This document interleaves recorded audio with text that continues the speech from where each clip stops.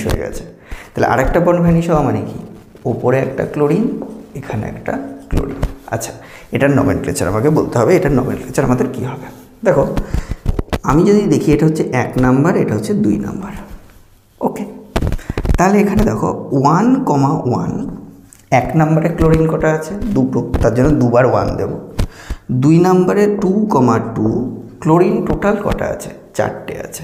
তাহলে কি হবে, টেট্রা ক্লোরো ইথেন।